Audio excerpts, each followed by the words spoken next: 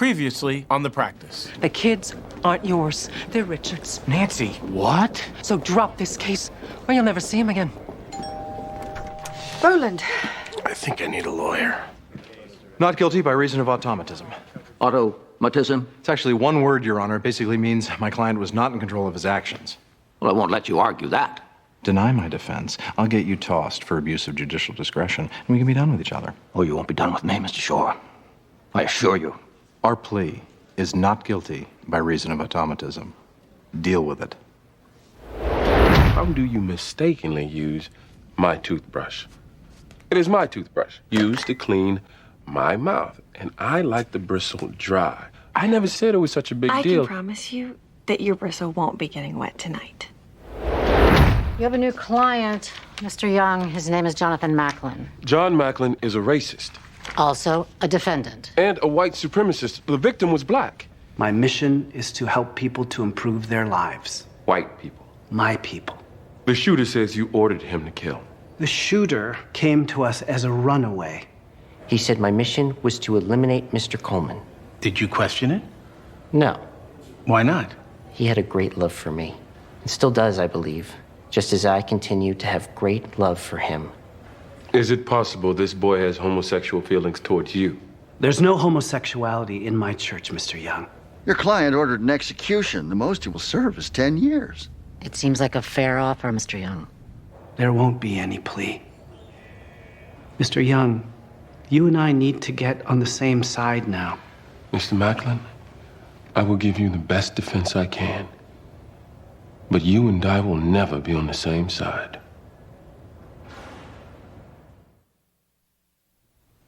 What kind of business was your dad in?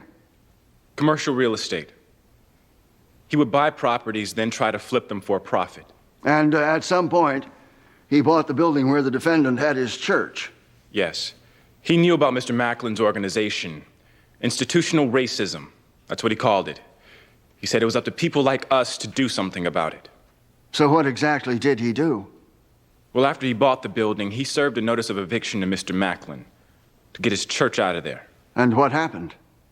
Mr. Macklin went to court to fight the eviction. He lost. And then? Mr. Macklin came up to my dad in the courtroom and said that it wasn't over. He just kept saying that, it isn't over. The next day, my dad was shot dead, right in front of me. I know that this is difficult, Mr. Coleman. Could you tell us what you saw? We were leaving work. My dad and I walked out to his car, which was out front like it always is. And a young man, a white guy, came up and started shooting. And shooting. Did he say anything? Yes.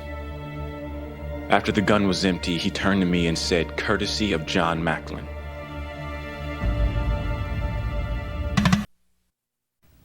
Next up is the shooter, Danny Grant. Now, there seems there's no record of him before 1997. Do you know if he has another name? Many of my people changed their names once. I can't be concerned with many people. Not at the moment. Only Danny Grant. This kid could bury you, Mr. Macklin. Now, if we could expose some prior record... I know what you're trying to do. You're trying to expose a previous homosexual life. I have no knowledge of any such history with Danny Grant. Do you know anything? Just that he was a runaway who seemed like a terrific kid. We need something, Mr. Macklin. This kid is the prosecution's whole case. Well, I can tell you that he's a liar. Because I never instructed him to shoot anybody. Whose sister? Richards. My best friend, the man I shot. Why do you want me to go see his sister? Because Richard and I grew up next to each other. My parents were never around, so I was pretty much raised by Richard's family. And I was very close to his sister. I need for you to say how sorry I am. How truly... Would you please tell her I'm sorry? Yes. Are you doing okay otherwise, Roland? My head feels funny. I don't handle loneliness well. How soon can I get out? It's gonna take a while. Can you move my trial date up? My head feels very funny. I'm not handling this well. The church saved my life.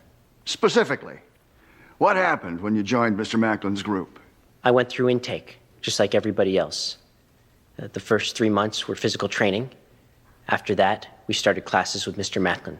What kind of classes? History, religion. He said he had to reverse the damage of our government education. You were trained to fight. We were trained to stand ready. We were soldiers in the Divine Army. We could be called upon at any time. And did the day come when you were called upon? Yes. When I left camp, I was assigned to a recruiting unit. I went to schools, parks, looking for newbies. But when Mr. Macklin started going to court, I got moved to his security detail. So you were there the day the judge's ruling came in? Yes. What was Mr. Macklin's reaction? He was angry. I had never seen him so upset. What happened next, Mr. Grant?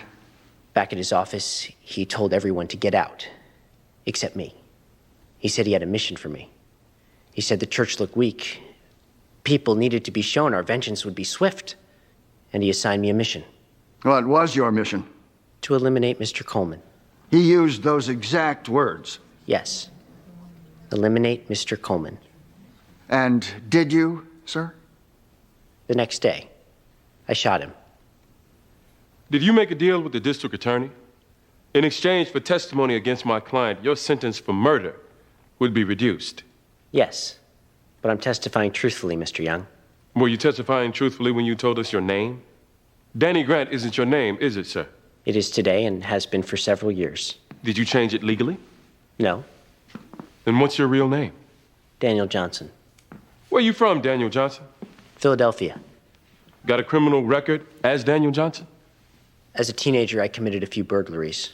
One assault. You said you were assigned to Mr. Macklin's security detail. In truth, you begged for that assignment, did you not? I asked for it, yes. In fact, you repeatedly asked for any and every assignment that brought you in contact with Mr. Macklin. Isn't that true? I was and continue to be very loyal to Mr. Macklin.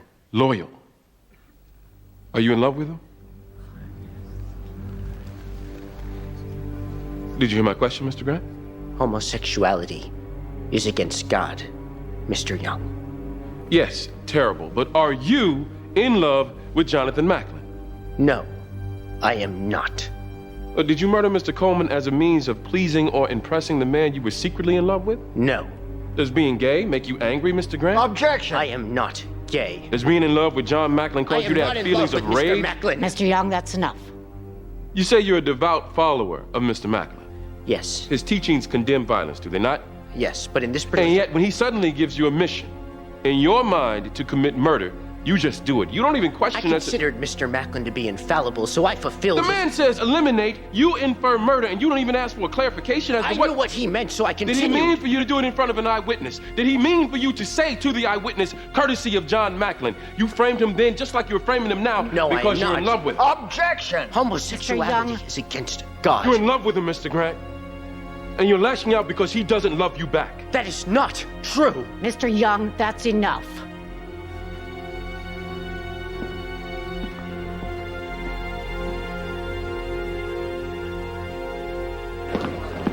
Okay, you're going to Philadelphia. What? I'll get Jamie the second chair. There's something on this kid, Jimmy. I know it. You're going to Philadelphia.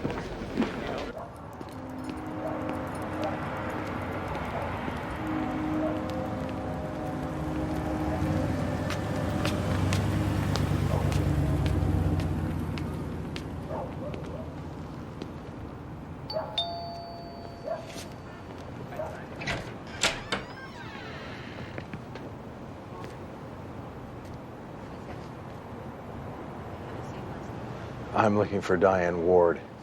I'm her. Are you the sister of the late Richard Ward? Yes. My name is Alan Shore. I represent Roland Huff.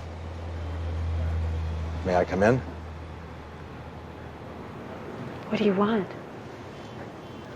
Well, Roland asked me to come here to convey his profound sorrow over... Murdering my brother? Yes. Fine. You've done so. Good night, Mr. Shore. Forgive me. I'm not feeling wholly satisfied. I don't know whether you've eaten yet, but if not, may I take you to dinner? Why? I haven't the slightest idea. I suspect in part because you look like a person who could use some company. Forgive me, I don't mean to be presumptuous. But also, you strike me as a person whose company I might enjoy.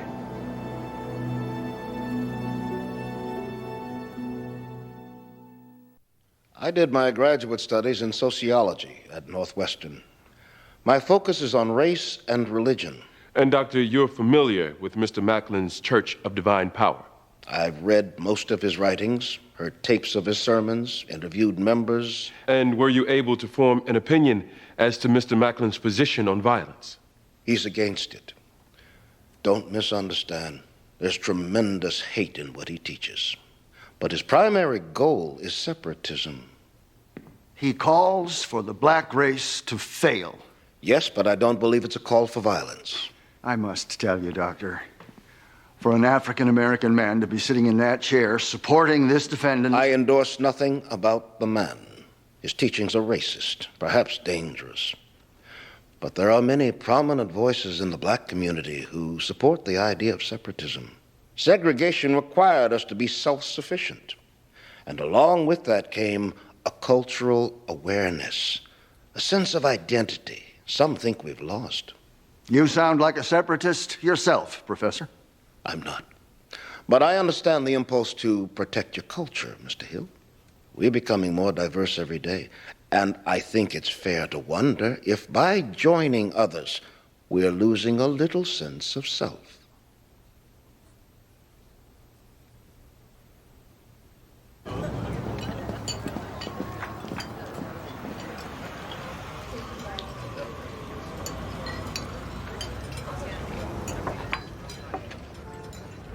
Why are we having lunch? Did you not enjoy dinner last night? I did. Why are we having lunch? I just felt I needed to continue apologizing on Roland's behalf. Also, I find you attractive. Why? It could be the way you study me. You did so yesterday as soon as you opened the door. What is it in particular that you're drawn to? Curiosity, suspicion, or simply distrust? I think I enjoy the company of inquisitive people, especially when they're perceptive. They often cause me to discover more about myself. So it's all about you. Perhaps. And I also find you interesting in your own right. So there's that added bonus. Diane, would you mind visiting Roland? From what I gather, you may be his only semblance of family.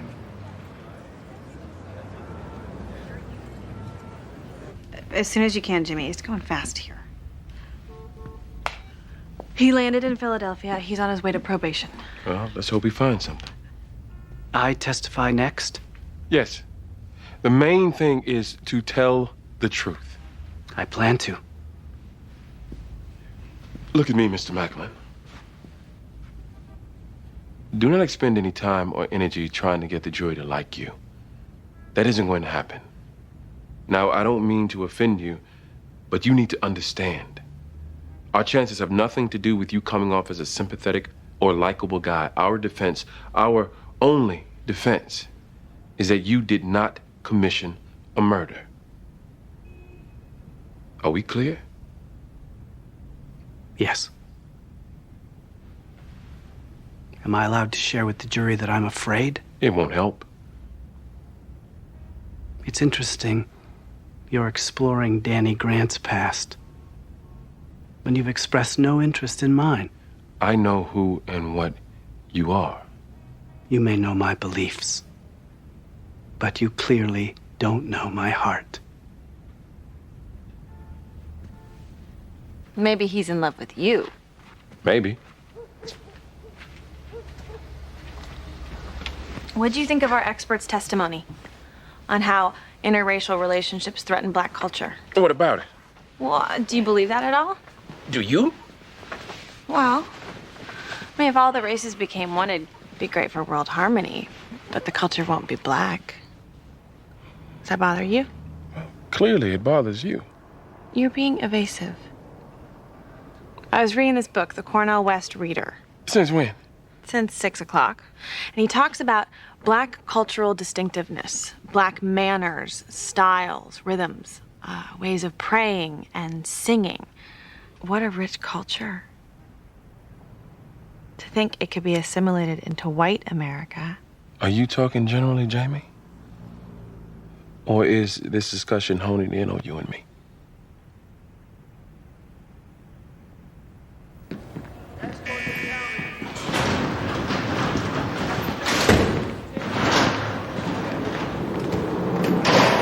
Roland, You need to get me out. Roland, we've talked about this. I can't wait, Tara. They're watching me. They have a guard watching me. Okay, Roland, you made a noose out of your bed sheets. Do you want to take your life, Roland? They refuse to come visit me. Who? My children. They say I'm not their father.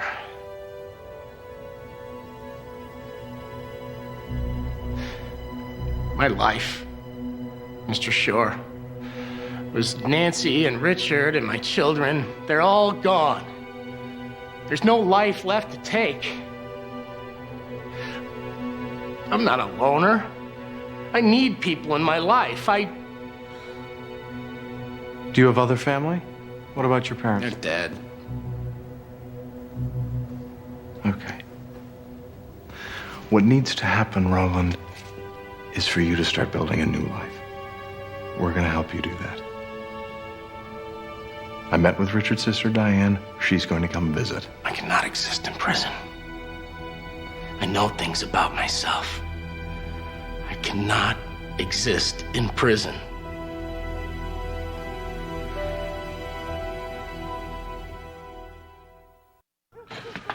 We're running out of time, Jimmy. I mean, how many addresses have you checked out? Well, keep going and hurry. Okay. What's the problem? What problem? Doors slamming, dishes clanking. What's the issue? You're black. I'm white. For you to consider it such a non-issue, I just don't get it. That's all. Clearly, it's an issue with you, so let's have it. My issue is your denial. You wouldn't be in any denial yourself then, huh?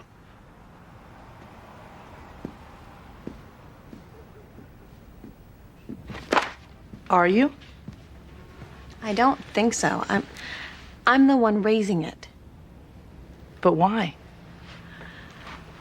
Eleanor, would you date a black man? Yes. And I have. Would you marry a black man?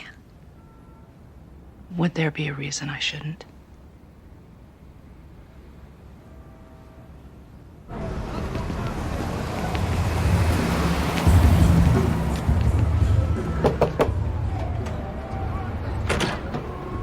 Hello. I'm looking for a Bernice Johnson. Do I look like Bernice to you? Does she live here? Not anymore. Do you know where I might find her? You got $50? My mission has always been clear: to reclaim strength for the white race. Okay, that's politics. But we're sitting in the room today because someone was murdered. Which I was not involved in. I've never supported violence, even in theory. I did not endorse the murder of Mr. Coleman or anyone else. Danny Grant said you did. Danny Grant is either mistaken or he is a liar. I can only surmise that he did what he thought would please me. I'd suffered a very public defeat in court. I was angry. Perhaps he decided to avenge that defeat. If so, he chose a manner I find deplorable. Did you ever tell Mr. Grant to eliminate Mr. Coleman? No, I did not. I did say, after losing in court, these defeats are unacceptable. We cannot allow for people such as Mr. Coleman to undermine our cause. That's what I said, my precise words.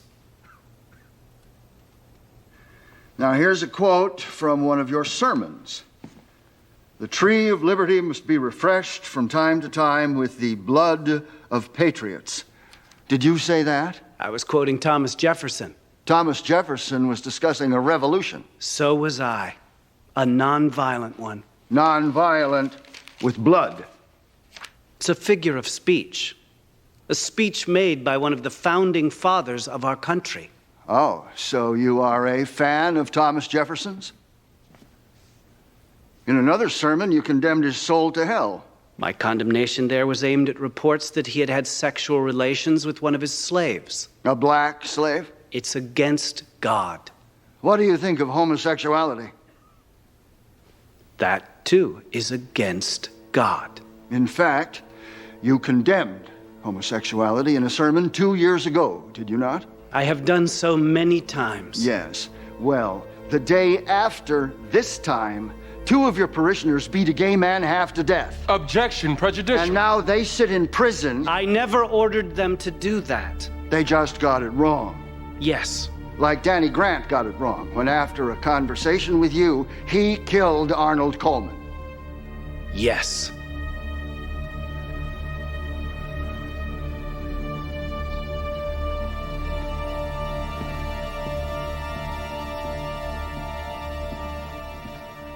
Bail for a double homicide case? Your Honor, in addition to my client having no prior record, I don't particularly having care. roots in the community and posing very little flight risk, his trial is scheduled for next week.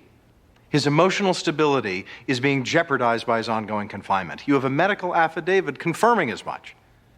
I would submit to ensure Mr. Huff's ability to competently contribute to his defense. Counsel, the man shot 2 people. You are claiming automatism as a defense. How can I release a guy who can't control himself? That breakdown was triggered by a very specific event. He discovered his lifelong best friend in bed with his wife. My client has no more best friends. He has no more wives. The situation isn't likely to repeat itself. You know what your problem is, counsel? You ooze smug. I don't like smug. Your Honor, this is Diane Ward. She is the sister of one of the victims. Even she is here, willing to extend some compassion. This forum isn't about indulging tears or compassion or some misplaced self-righteousness, counsel. It's about enforcing the letter of the law.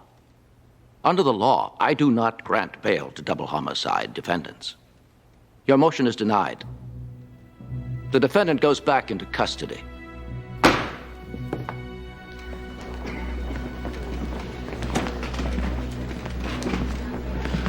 I'm sorry. Try to stay strong, Roland. It's only a week till the trial. I don't know if I can make it. Yes, you can. Yes, you can.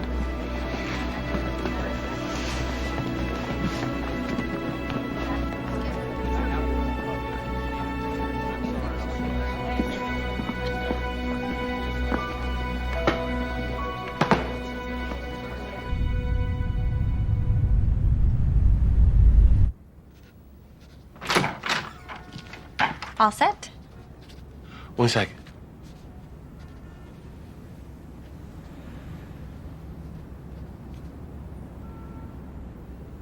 Something on your mind, Jamie?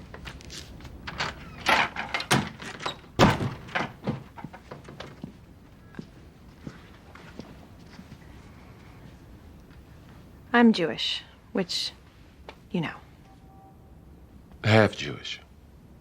by blood. I was raised Jewish. I consider myself Jewish. Okay, and? And the Jewish culture is being threatened by intermarriage. And well, the truth is, as I look to my future, I don't see myself sharing it with someone who's not Jewish.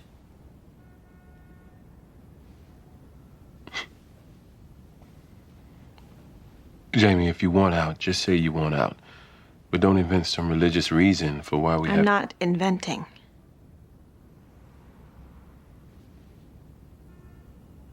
Fine. You're Jewish, you want out, we're done.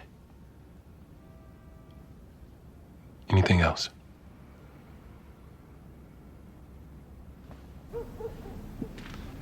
You have an odd little house. Can I get you a cup of coffee, or...? No, I better get going. As I told you, I have a trial rapidly approaching. Diane, would you perhaps consider testifying on Roland's behalf? Are you using me? I'm not sure. I am very drawn to you. But can I separate my fascination from my need to have you at trial for Roland? I'm not sure. When you said before I was an attractive woman, I said that because I find you attractive.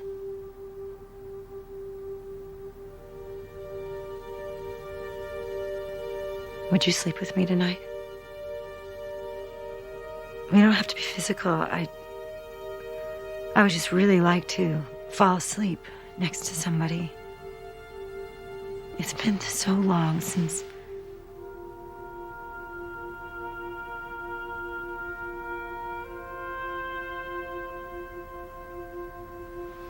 I would very much like to sleep with you tonight. But it could render you impeachable.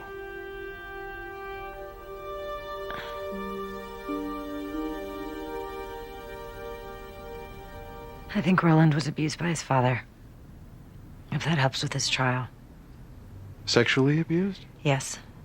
And his mother is an alcoholic, if that counts for anything. He said his family was dead. Well, they may as well be. His mother's never sober. And his father is a Croatian diplomat who's almost always out of the country. That's why he has so many issues about being alone. His parents were gone, really. Would this be helpful at his trial? Diane, you have no idea. Thank you, sir.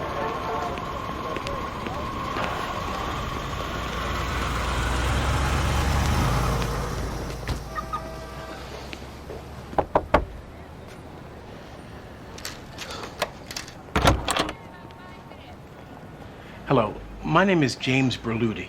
I'm looking for Mrs. Bernice Johnson. Speaking. I'm looking for the mother of Daniel Johnson, now known as Daniel Grant. Speaking. I'm looking for the mother of this man. Here I am. Now, what do you want?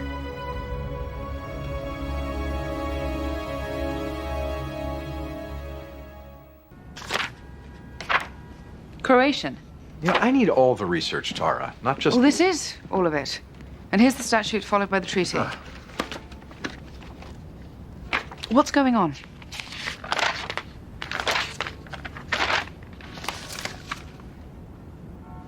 What? Call her, Judge Tara. Make an appointment. I don't need to talk to you.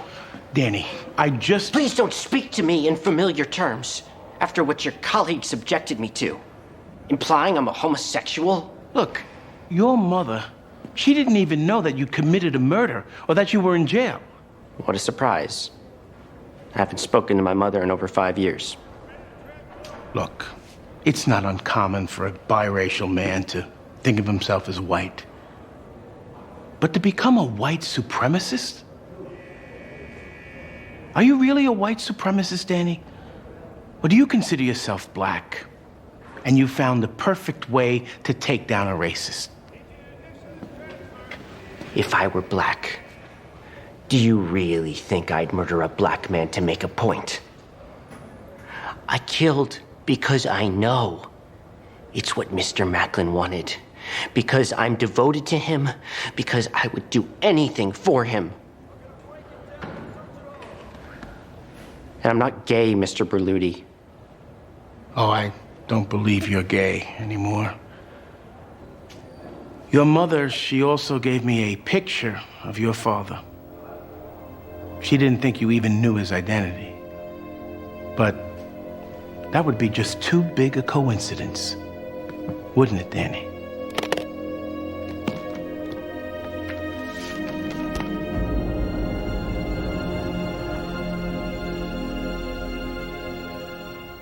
My son? Evidently, you had a brief affair with this Bernice 20 years ago. I never. She's positive. She says this man is the father. She's lying. Mr. Macklin, this is very good news. It's new evidence we can use to impeach Danny Grant. At a minimum, we expose a It's a lie being told by my enemies. Well, if it's a lie, it can get you acquitted, so why don't No. I will not let my enemies destroy me. I will not let my attorneys destroy me. We're not trying to destroy you. This information is false. You will not present it.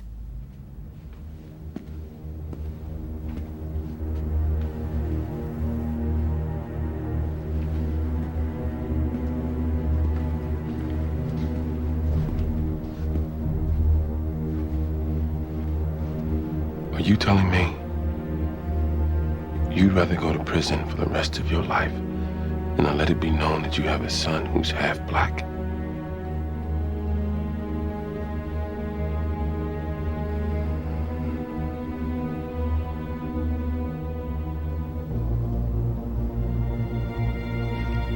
You will not speak of this information.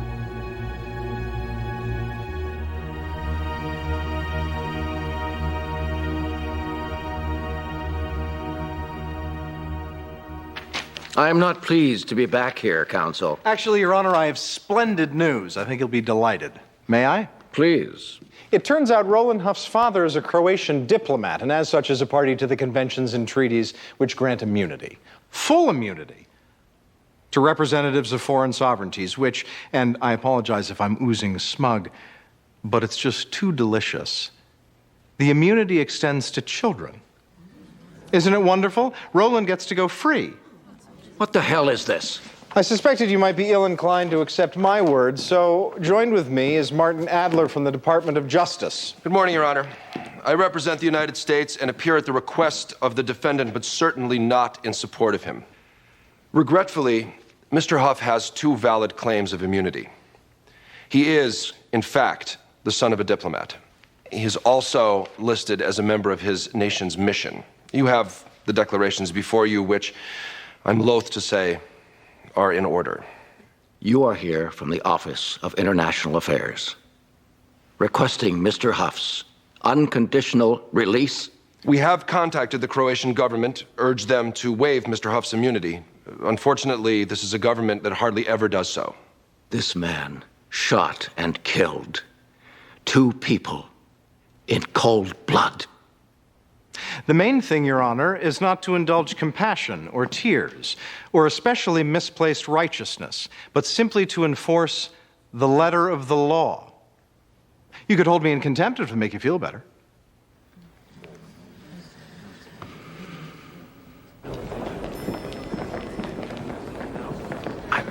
I just can't believe it. I feel like I could cry. I wouldn't do that. There is a catch, Roland. You'll need to leave the country. What? And go where? Croatia. Mr. Adler over there and those officers, they'll be taking you to the airport. Possibly as early as tonight. Never been to Croatia. Unfortunately, that's the way the law works. It's either prison here or... I don't even know anybody there. I came here when I was 3. Roland, you need to start a new life. Maybe this is best. You might not get the chance to do that in this country, not truly.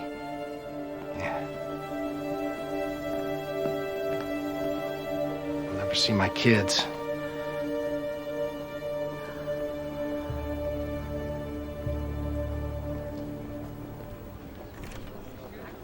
I just can't believe he'd rather face prison than... How could racism run so deeply?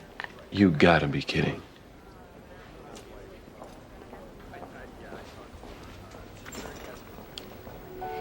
It was...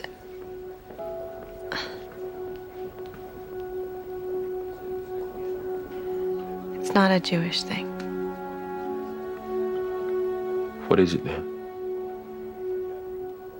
I adore you. And but it's a man-woman thing.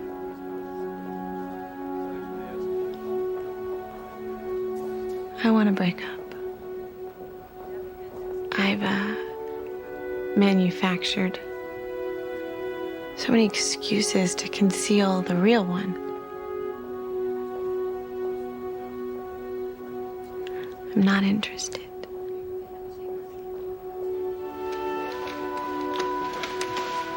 Jamie, you and I, it's just a thing. We both know that. It's no big deal. It isn't? Since we work together, it's probably not too practical for us to be, you know. So let's just move on.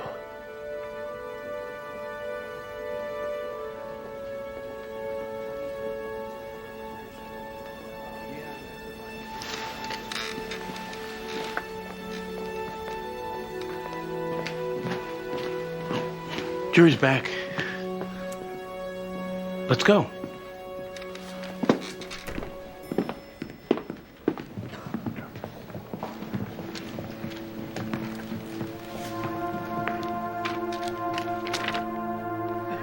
It's not too late. I'm in God's hands now, Mr. Young. Madam Foreperson, I understand the jury has reached a verdict. We have, Your Honor. Will the defendant please rise?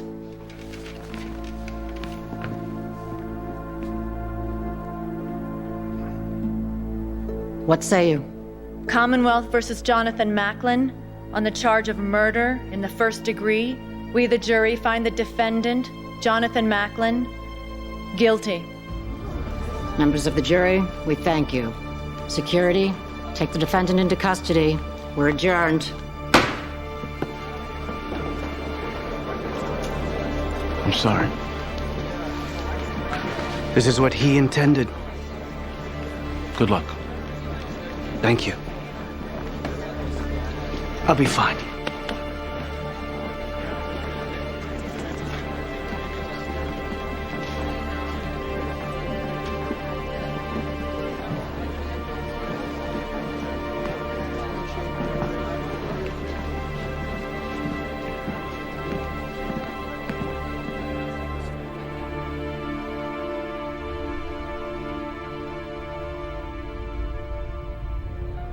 Security comes and tells me I have to get off because I was too fat to fly. The statute of limitations for suing us has expired. I would just tell the client that we settled, pay them out of my own pocket, and avoid the whole malpractice thing. They've agreed to pay you $10,000. Tell them no.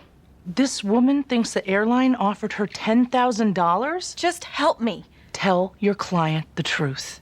There's something you need to know. I already know, and all I can say is thank you. Mr. Torrance came to my house this morning. He went to Melissa Kenner and pretended to be somebody from the airline and settled the case. Well, any chance I get to break a law. Why are we having lunch? I think I enjoy the company of inquisitive people. Also, I find you attractive. I was so sure after the case was over that That you were expendable? Just the opposite, Diane. It's not a Jewish thing. What is it then? A man-woman thing. I want to break up. Jamie, you and I is just a thing. We both know that. It's no big deal.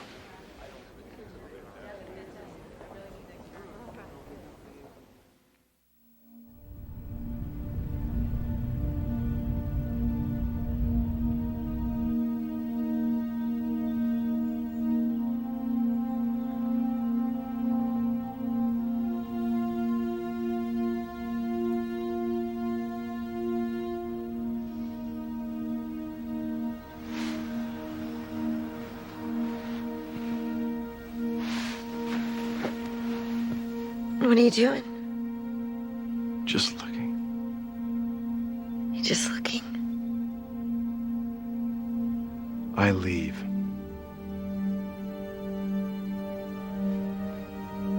I perhaps should have shared that prior to getting intimate, but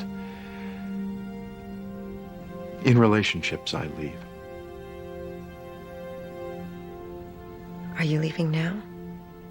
Only to go to work. I don't mean to suggest any waning interest on my part. To the contrary. But in the spirit of honesty. You leave.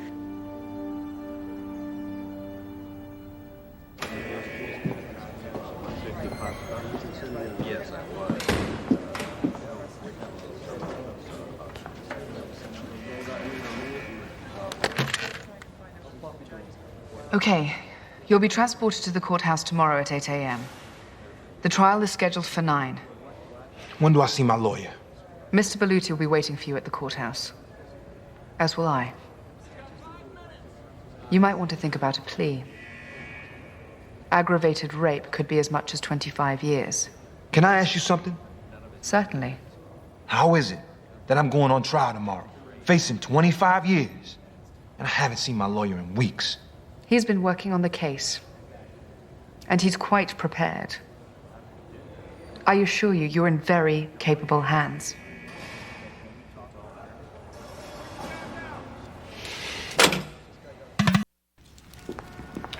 What are these? They're for Jamie, actually. Wow, orchids in November. Who from? We don't know. You ready? A little heads up. The client's slightly perturbed not having seen you. Okay, let's go. Jimmy, hold on a second.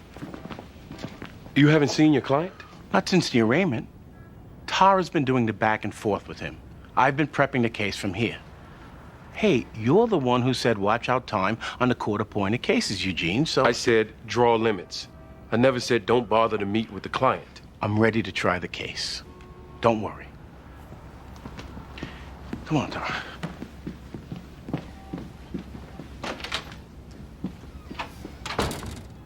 Nice. Who from? This is kind of private. Somebody Jewish, I hope.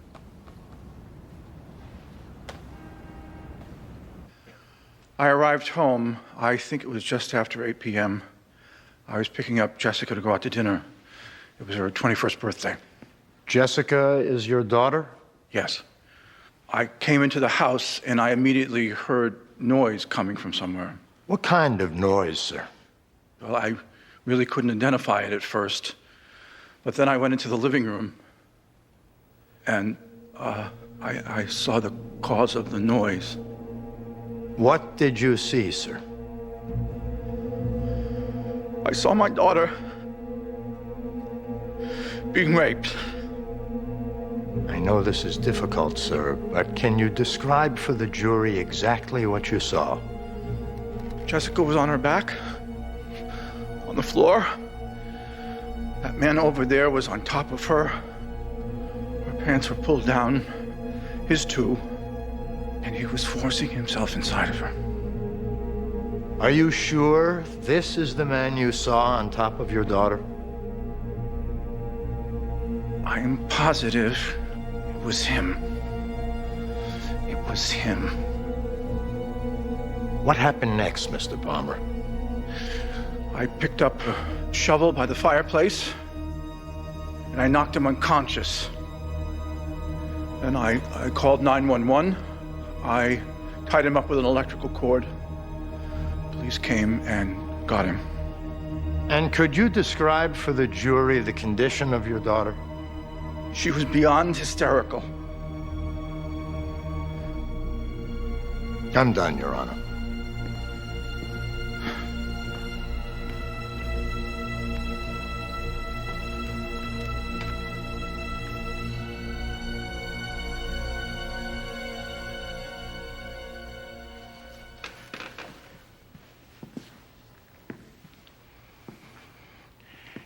You said, sir, you heard noises when you entered. Did you hear screams? I said before I couldn't identify the noises. When you saw what you saw, would it be fair to say it caused you feelings of shock? That would be fair. Did you see any weapon in my client's possession? No. Nothing further.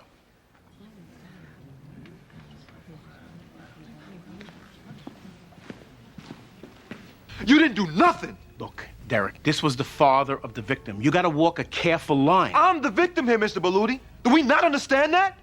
In the eyes of the jury, this man was sympathetic. It would have been a mistake for me to beat him up. So you did nothing? No. I established that he didn't hear screams, which, as the girl's father, he would have remembered hearing. I established that he went into shock upon seeing the event. Shock compromises capacity to observe. Did you explain to Mr. Mills that our theory of defense... Why haven't you explained it to me? Huh? She's a law student. Where the hell have you been? We got a problem, Mr. Mills? Because if we do, I got an easy suggestion. We can go see the judge, tell her you want a different lawyer. I doubt she'll give you one middle to the trial, but hey, it's worth a shot. You like to take your shots where you find them, huh, Derek? All right. This isn't helping. Seems like a nice guy. He's angry. Yeah, I picked up on that. Jimmy, if I could play the role of a naive law student for a second. There's no chance that he could be innocent, is there? What are you talking about? You're the one who's been saying he's guilty. I know. I'm sure that he is. It's just that he is so indignant. Lesson number one, Tara. The guiltier they come, the more indignant they get about being arrested. Right. Good.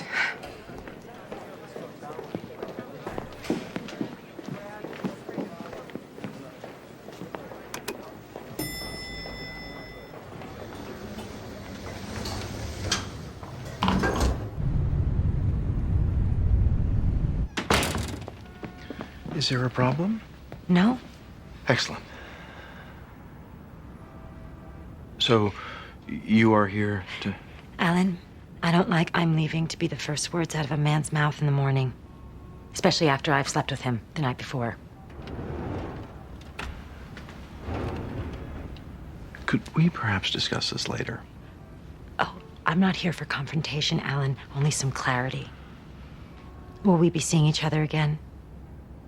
Would tonight be soon enough? Yes? Fine then.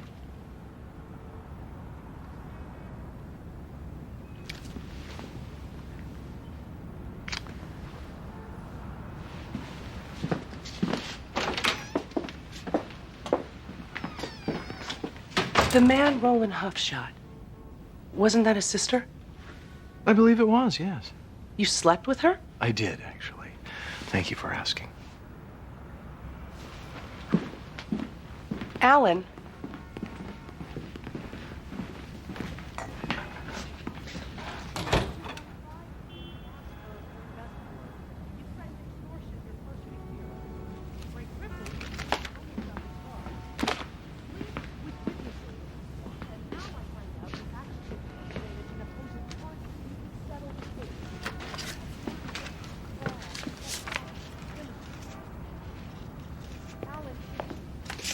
Do you mind? Sorry, I Thought they were firm flowers? well, since they were out in the open, I so I left assumed them it was on my public. desk. Okay. Sorry. You settled Melissa Kenner's case for $25,000? Oh, yeah. She was very pleased, hence the flowers. How come you never told me about the settlement? I mean, that's a pretty good result. Well, I don't know. I don't talk about all my cases, Eugene. Where's the money? Sorry? Our contingency? There are no funds in the client's account, so when's the money coming in? Soon. Very soon.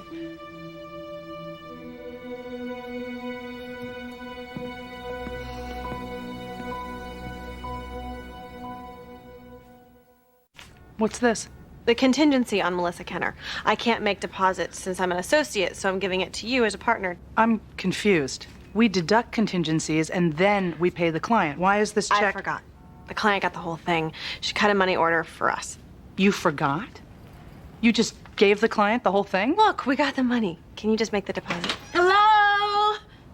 Melissa, we were just talking about you. I brought a little surprise. Did you get my flowers? I did. Thank you so much. Well, I just thought... Mr. Torrance, what are you doing here? Oh, well, I work here. You work here? I don't understand. Melissa? You work for the airline? The airline? It's just in-house counsel for a big airline. It just wasn't my calling. And I was so overwhelmed by Jamie's dedication to you. It so warmed the cockles of my heart. I was inspired to shift career direction. Thank you, Melissa, for both the new life and the warm cockles. I was trying to find my way back to Storrow Drive, and I pulled over to ask for directions, and suddenly he just jumped in. Who jumped in? Him. He told me he had a knife, and he told me to drive. Did you see the knife? No. Okay. Then after he told you to drive, then what happened, Jessica? He reached inside my purse, pulled out my wallet and my license. He saw the Beacon Hill address. He said he wanted some nice Beacon Hill things. And he said if we didn't go there, he'd kill me. So you drove to your home? Yes. He just wanted some stuff to sell, to get drugs. So I took him in. He looked around. And then he said first he wanted some recreation. And that was the word he used. Recreation. Then he grabbed me. I tried to scream, but Take your time. he pushed me to the floor. And he pulled off my jeans. I was saying to myself, dear God, please, just let me pass out. Did you pass out? And then he was inside me. He was inside me. Jessica, at any time, did you consent to having sex with the defendant? No. God, no. Thank you, Jessica.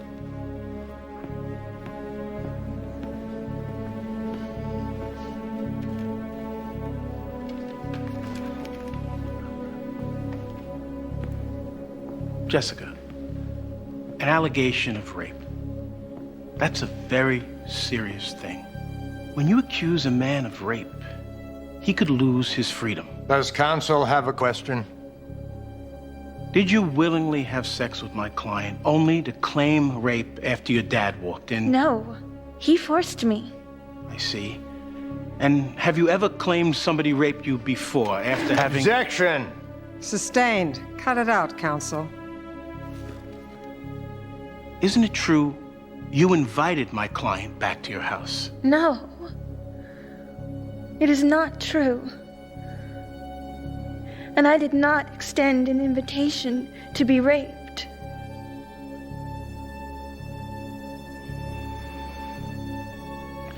Nothing further.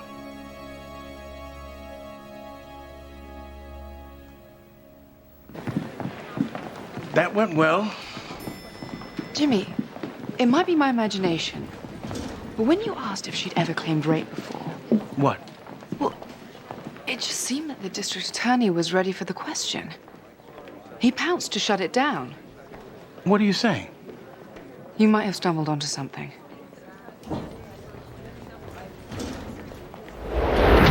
I wasn't in on it. He just did it. He pretended to be a representative of the airline? Yes. First, why didn't you stop him? And second, why didn't you tell me or Eugene? I didn't know he was going to do it, Eleanor. And I didn't tell you to protect both him and you.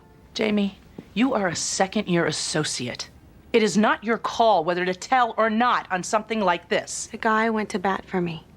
How? I don't care.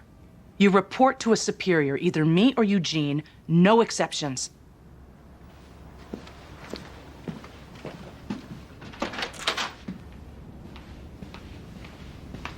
Alan, could you come into my office, please? Have I been bad? Oh, God, Jimmy. Here it is. What? Page 32. Victim's father reports 2 previous unconfirmed claims of rape. Investigated. Unsubstantiated. No arrests made.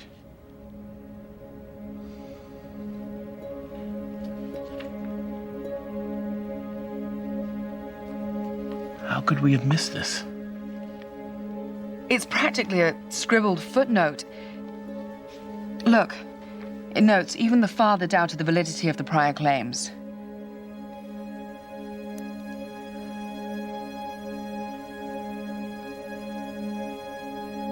She tells her father she was raped twice.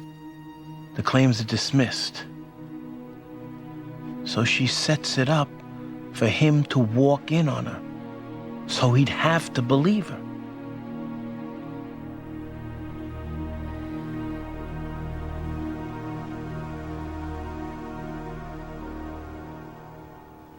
You got fired from your last firm for embezzling. Allegedly. You threatened extortion your first week here. That was an accident. Break privilege, for which you almost got disbarred. Horseshoes. Sleep with witnesses. Just the one. And now I find out you actually impersonated an opposing party so you could settle a case.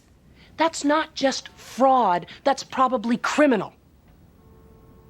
Alan, look at me. You are seriously self-destructive. Isn't everybody? Look, I adore you. You know that. But this firm is my life. I have to tell Eugene. May I ask why? He's a fellow partner. I have a fiduciary responsibility to him. And you are exposing him to enormous liability, as you are Jimmy and me. Alan, you are an amazing lawyer. But I don't think it's gonna work out here. Are you firing me? I'm gonna talk to Eugene. But But you don't think it's going to work out here?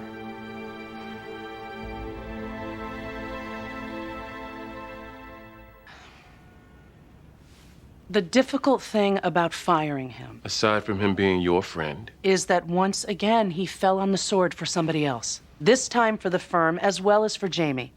And he did save us from a malpractice judgment. and possibly expose us to something much worse. Eugene, since I'm his friend, I'm gonna have to let you make the call here. In the spirit of objectivity, I just can't bring myself to do it. Okay. Eleanor, in the spirit of objectivity, you're gonna have to deal with Jamie. She's complicit too.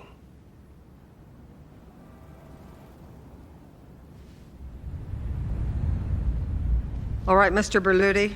You may begin your defense. Thank you, Your Honor.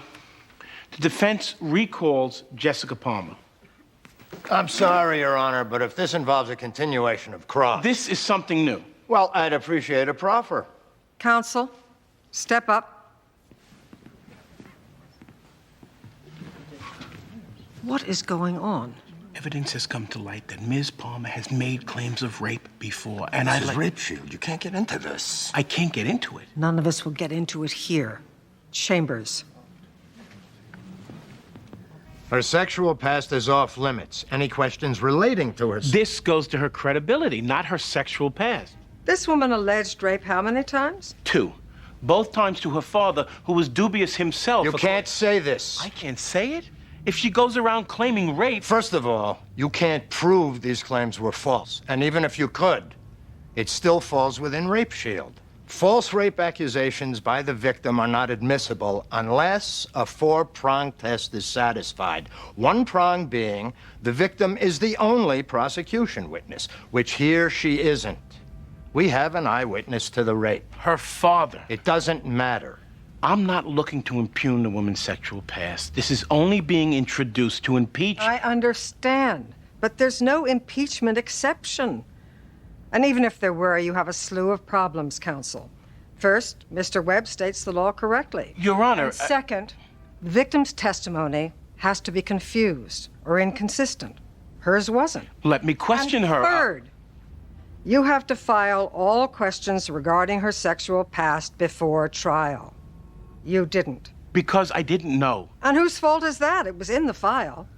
Did you read it? They buried it deep in the file, barely a footnote. They didn't want us to find it. But it was there. Your Honor, come on. This woman has perhaps falsely claimed rape before. How could it be possible that the jury doesn't get to hear this? You can write your congressman if you don't like the law, counsel. And here, we simply follow it. Any and all evidence of prior rape accusations will not be introduced.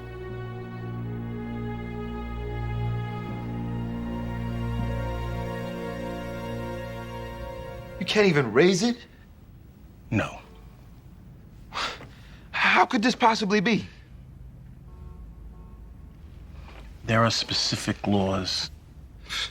Don't I have the right to confront my accuser? Unfortunately, not in rape cases. Look, I know this is unfair. I don't know what to say. So what happens next? We put you up, you tell your story. Derek, as entitled as you are to your anger, you can't let it overtake you in there. This is important. Anger is consistent with a rapist. You need to keep it together.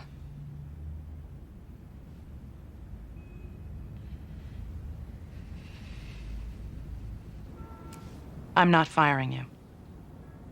But if this were a big firm, or perhaps any firm other than this one, you would be fired. You do know that. What's happening to Alan?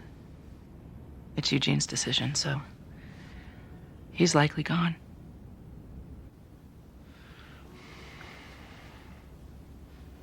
Did you hear what I just said? I did.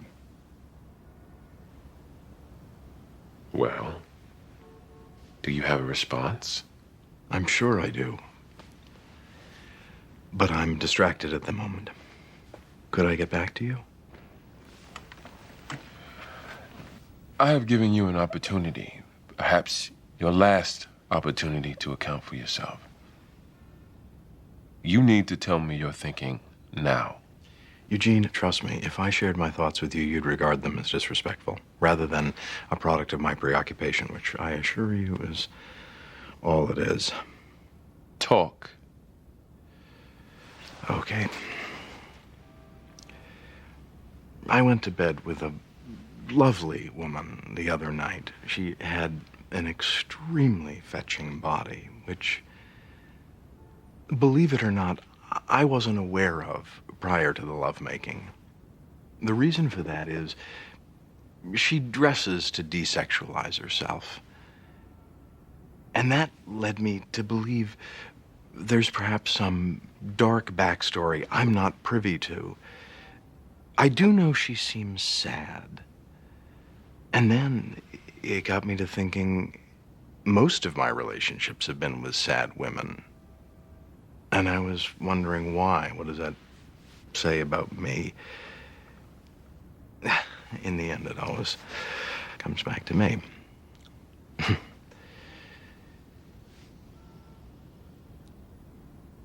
Comments? She picked you up. Yes. I was on my way home from work. What do you do, sir? I'm a foreman at a furniture warehouse. I was on my way home walking down Tremont, and she pulled over to ask me for directions. Jessica Palmer? Yes. And then she started talking me up. Then she asked me if I wanted to climb in and go for a drive. She invited you into her car?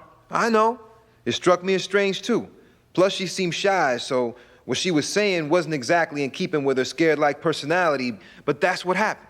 Okay. So you got in?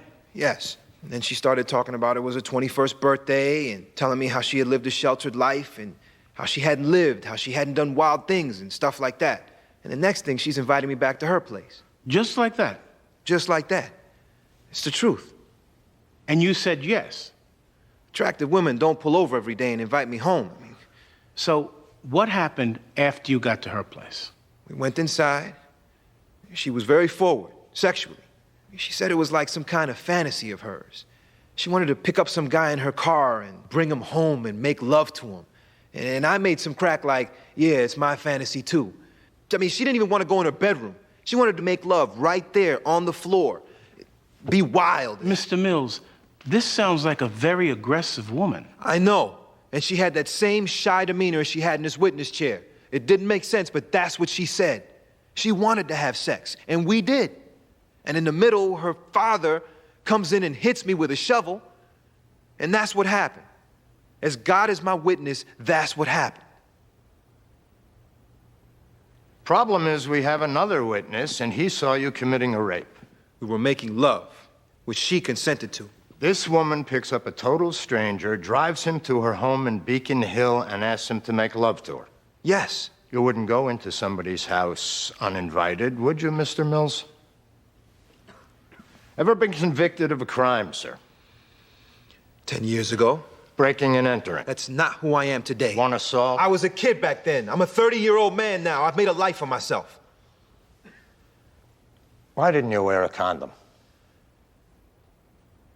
I didn't have one. Neither did she. Gee, that seems odd. This woman solicits a total stranger for sex, and she's not going to have a condom? That's a death wish, isn't it, Mr. Mills? Yeah, well, maybe she's got a death wish. Maybe she has some disease where she needs to fake it. Move to strike. Mr. Mills. Well, what can I say? Mr. Mills, I'll direct you to answer the district attorney's question. He asked me if she had a death wish. It goes to her disease. Mr. Mills, I sincerely don't want to prejudice your case. Members of the jury, there is no evidence before you concerning the victim having a disease.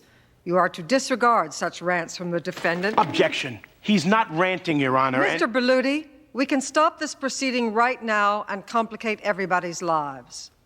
There are rules of evidence. We will all play by those rules. Mr. Webb? I'm done, Your Honor. Very wise decision.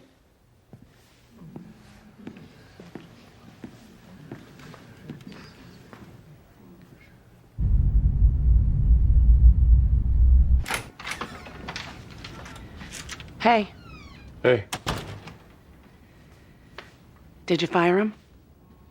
don't ask me why, but no. Maybe you like him. I do not like that man. It had nothing to do with that. You fired Jamie? No.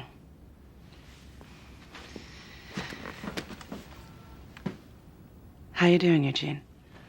Me? Fine. Okay.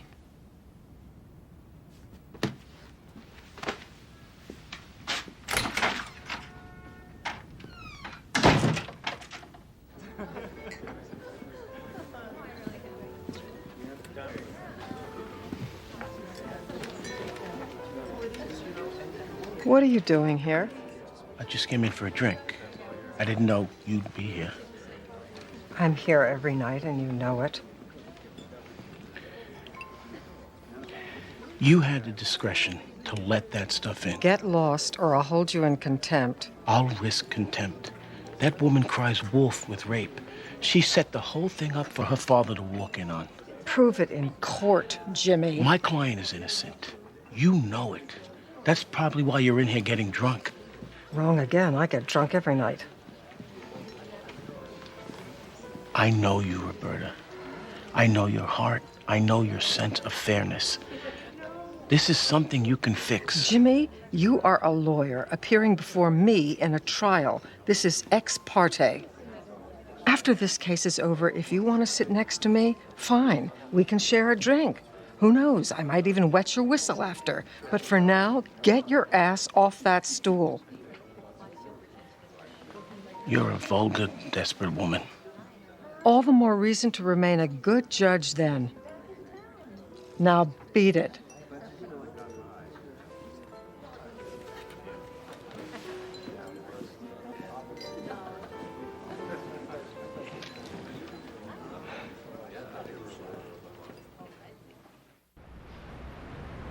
You heard the victim. You heard from an eyewitness who saw the rape in progress. The defendant says it was consensual. Consensual sex does not look like rape, ladies and gentlemen. And consider the logic of what the defendant is asking you to believe.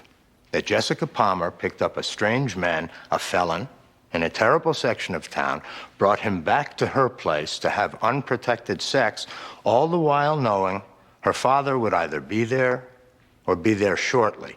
That really sounds credible, doesn't it?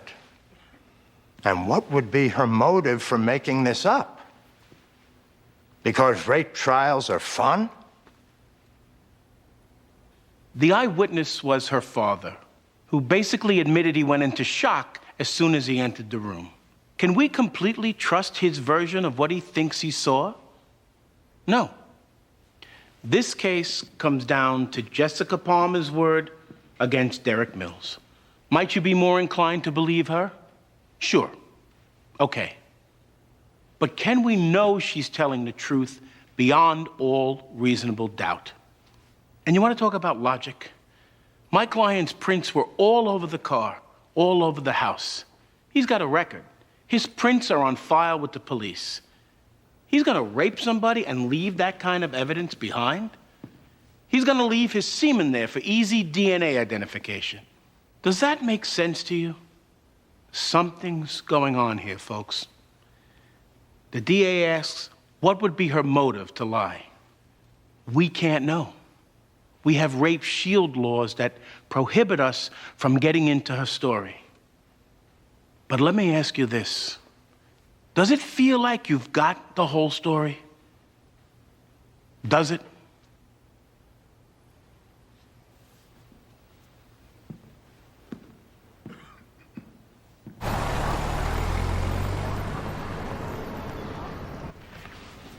Are you not going to work today? I am. I just thought I might hover a bit this morning. What are you thinking? Why does everybody so readily ask that question today? It's as common as, how's the weather? It's cheating. People should be required to figure it out.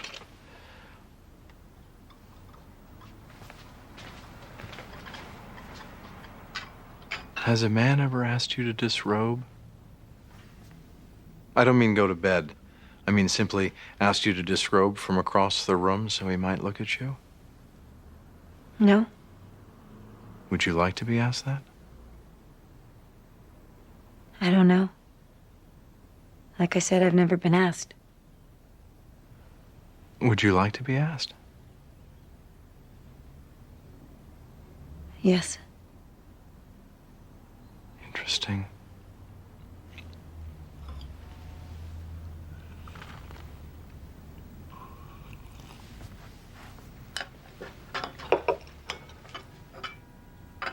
If you think I'm asking only because you want me to, I assure you I'm being genuine.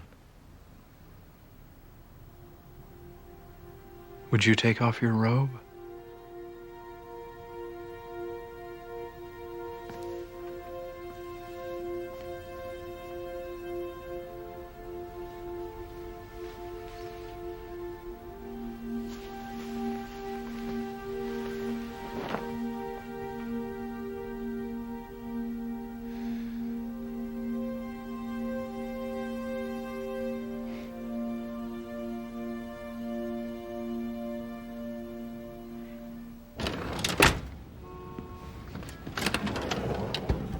How long have they been out?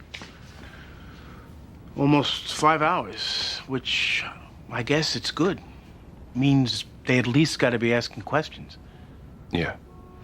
Can I talk to you for a second?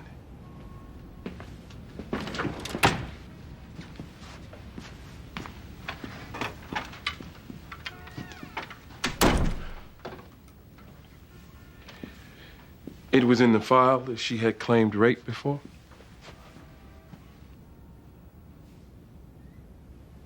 So if you had filed your questions with the court as required, you probably would have been able to cross-examine the victim on it. You don't need to tell me. Okay. You and I both know the idea that every defendant is entitled to an adequate defense is a lie. Defense lawyers many times barely bother to meet the client or read the files. Some even doze during trials. Lawyers phone it in all the time. For it to happen here, for a lawyer in this firm to be as blatantly unprepared, court-appointed or not. If we lose, I'll prepare the inadequate defense appeal myself.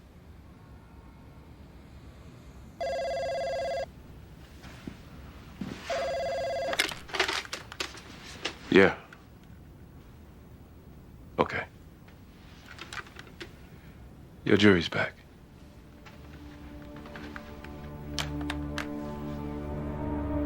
Will the defendant please rise?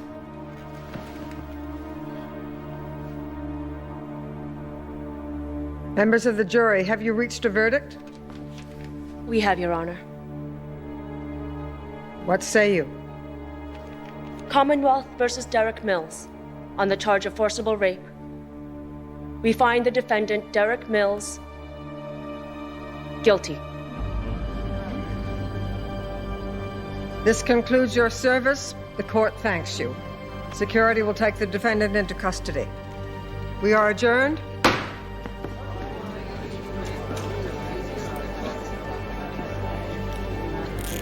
Derek. Derek, look at me. I will get you out. Whatever I have to do, I will get you out.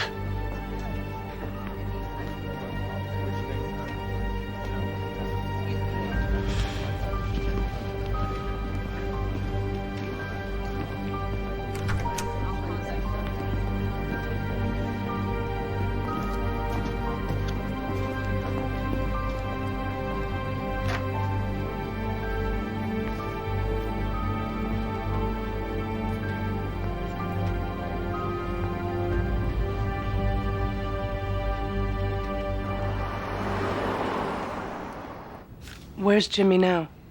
He went home. He's pretty devastated. Call him. He needs to get to work on the appeal. Eugene, I should have caught this too.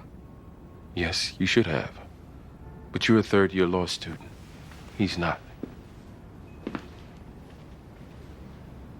You're not going to ask me for my thoughts, are you?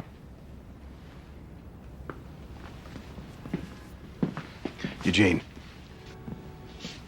Eleanor said something about me being self-destructive. It was probably just conversation filler. I really don't know. But I assure you, if I am unwittingly or unconsciously trying to take anybody down, it isn't you or this law firm.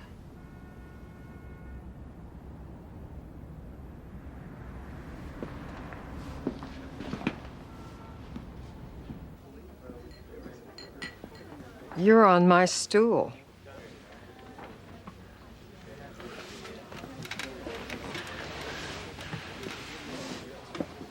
I'm sorry. Your ruling was correct. And any This was my doing. I just came to say that.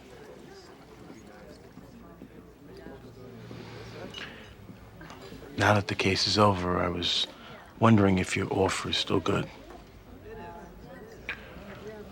I mean, to have a drink together. The case isn't over. They're still sentencing. But I suppose there's nothing wrong in drinking separately on adjacent stools. Enjoying the illusion of company, I guess. I could use it. So could I.